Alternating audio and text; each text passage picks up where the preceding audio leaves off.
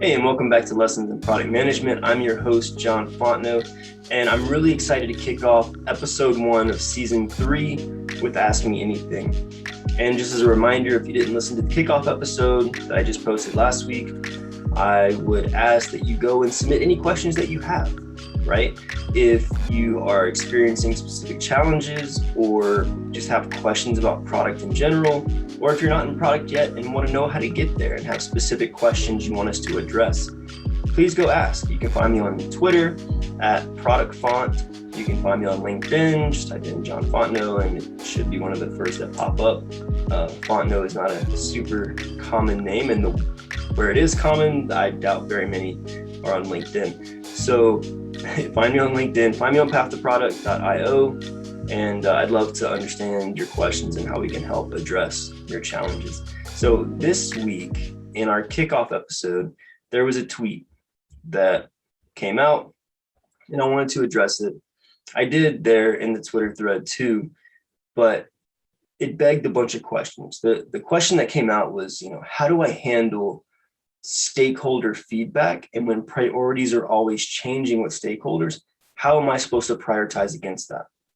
And so there was many questions that I had in follow up to that, because definitions are important, right? And if you don't precisely define the problem, you can't come to a concrete solution, right? It's one of my favorite quotes. You've probably seen me post that on LinkedIn, but it's so true. And as product managers, we have to precisely define problems to come up with concrete outcomes or solutions.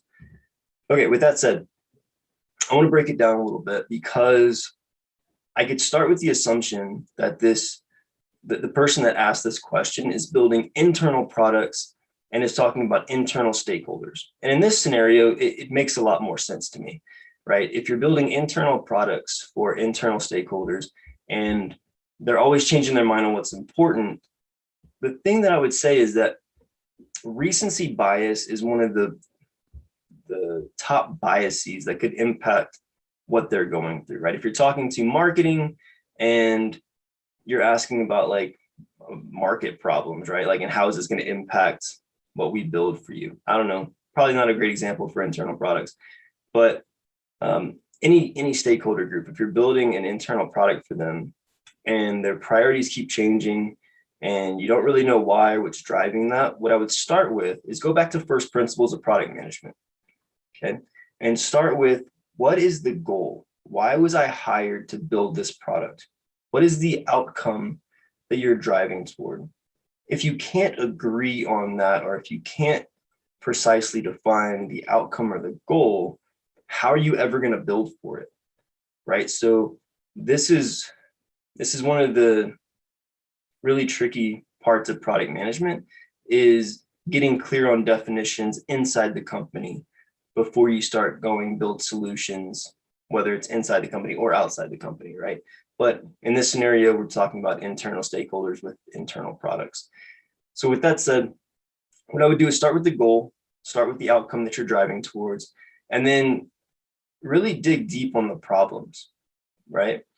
Ask a bunch of questions, ask a bunch of thoughtful questions about their scenario. When do they experience the pain? What are they doing today?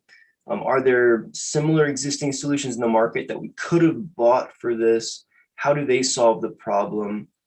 Who uses those products, and what is their feedback on what works well and what's not? There's no end to the inputs you could go and get to try to help inform how you tackle the problem. But as you start to understand the problems that you're trying to solve for, I would prioritize based on which of those problems are going to create immediate value towards the end goal that we're driving towards, right? And build a roadmap off of that. What makes sense? How can I start solving these problems in a chronological way to where I'm incrementally adding value over time, and it's getting us closer to the ultimate outcome that we want, right? But we're little by little creating value instead of doing it in some kind of weird, like non-chronologically sensical way, to where like you take a year to build something that creates a new value. Try to start plucking away at little pieces that you can accomplish that create value along the way as you build towards ideal state, right? Now, the part of this this tweet that would bug me if it's not internal products for internal stakeholders is if we're talking about internal feedback for products that are sold to external users and customers. Because to me, stakeholder feedback is important and it's an input you should take, right? Sales is going to get feedback, marketing is going to get feedback, customer success and support is going to get feedback, and executives always have opinions, right?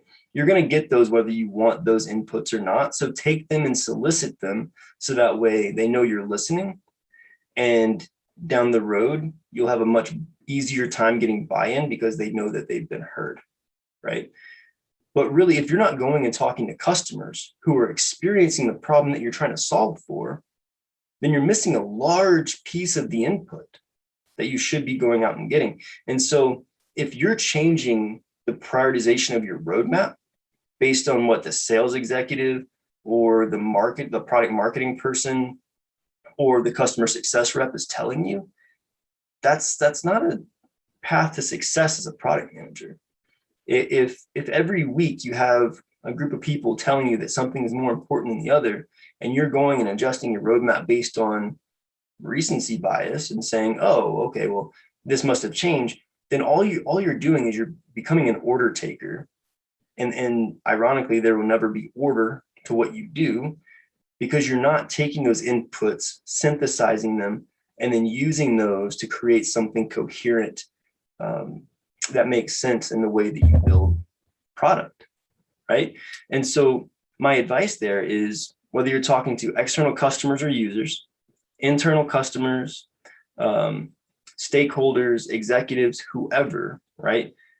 Looking at third-party market research, take all those things as inputs and synthesize them against what is the goal and what is the desired outcome you're driving towards, the desired behavior that you're trying to change, and how can I prioritize the problems and the needs against that goal so I can start thinking about how to build things, right? That's foundational. If you don't do that, you'll never build products that create impact and value in the market. You'll just turn your company into a feature factory.